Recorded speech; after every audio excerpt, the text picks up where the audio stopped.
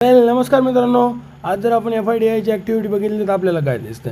जर आपण डेलीमध्ये बघितलं तर FIने काय केलं आहे, जवळजवळ 532 CRची काय केली सेलिंग केली. ओके, आणि DIने काय केलं आहे, DIने जवळ 2000 CRची काय केली बाईंग केली. म्हणजे इथं दोघांचा जो व्ह्यू आहे तो कसा दिसतोय, थोडा चढ उताराचा दिसतोय. पण ज्यावेळेस पण असं होतं त्यावेळेस एक ध्यानात ठेवा, जर खाली एक स्ट्रॉंग डीप आलेला असेल त्यानंतर एक स्ट्रॉंग बाईंग आपल्याला बघायला भेटली, तशी आपल्याला काल बघायला भेटली आणि ती कंटिन्यू राहते. आज देखील जवळजवळ मला असं वाटतं बऱ्यापैकी मार्केट गॅप अप व्हायला पाहिजे, राईट. कारण दोघांचा जो व्ह्यू आहे ऑप्शनमध्ये डेलीच्या, तो देखील दोघांचा पॉझिटिव्ह. हा 532 करोड खूप लवकर चेंज होऊ शकतो आणि त्यांचा मूड खूप फास्ट बनू शकतो. बिकॉज ऑलरेडी एक स्ट्रॉंग डीप आला आहे, तिथे एक स्ट्रॉंग प्रॉफिट बुकिंग झाली आहे. रिटेलर तिथं ट्रॅप झाले, राईट. जसं खाली आलं रिटेलरला वाटलं खाली जाईल, बिकॉज इराणचं एक न्यूज होती, त्याचा एक इम्पॅक्ट कुठेतरी मार्केटमध्ये झाला होता आणि त्याचा निगेटिव्ह सेंटिमेंट मार्केटमध्ये तयार झाला होता.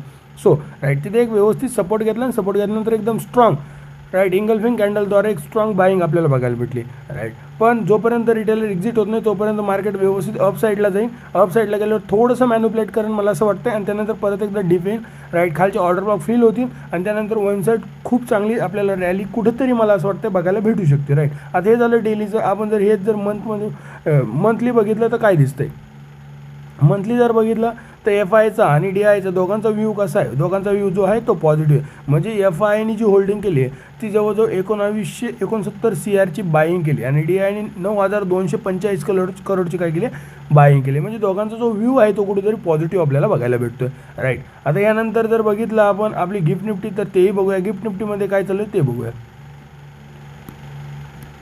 हे बघा, गिफ्ट निफ्टीमध्ये काय चालू आहे, गिफ्ट निफ्टी जवळजवळ 101 रुपयांनी काय चालू आहे पॉझिटिव्हमध्ये चालू आहे. सो आजसुद्धा मला कसं तरी वाटतं की मार्केटमध्ये परत एक गॅपअप मुवमेंट होऊ शकते आणि जर गॅपअप जर नाही आलं तर थोडा जरी डीप आला तितकी स्पीडने बाईंग येऊ शकते, पण जास्त चान्सेस आहे मार्केट गॅपअपच होईल आजसुद्धा, राईट.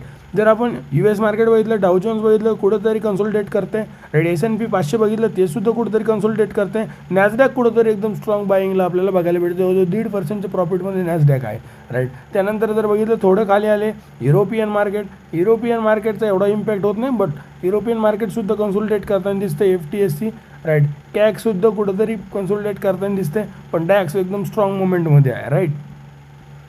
त्यानंतर आपलं एशियन मार्केट बघितलं, निकाईमध्ये काय दिसतं, निकाई तर परत एकदा अपसाईडला निघाली आहे, राईट. कारण ऑलरेडी खूप स्ट्रॉंग सेलिंग आली होती, एकदम प्रॉफिट बुकिंग झाली, जसं मी लास्ट व्हिडिओमध्ये सांगितलं, राईट. या सपोर्टवरती कुठेतरी कन्सोलिडेट करणं परत एक बऱ्यापैकी जिथे अजून काय बाहेरची लॉंग टर्ममध्ये स्ट्रेंथ दिसत नाही, पण बऱ्यापैकी एक डाऊनफॉल मारून खालच्या ऑर्डर ब्लॉक फिल होतील आणि तिथं ॲव्हरेजिंग म्हणून त्यानंतर अपसाईडला जाईल. ओके, बाकीचं काही आपल्याला इम्पॅक्ट होत नाही. Thank you so much.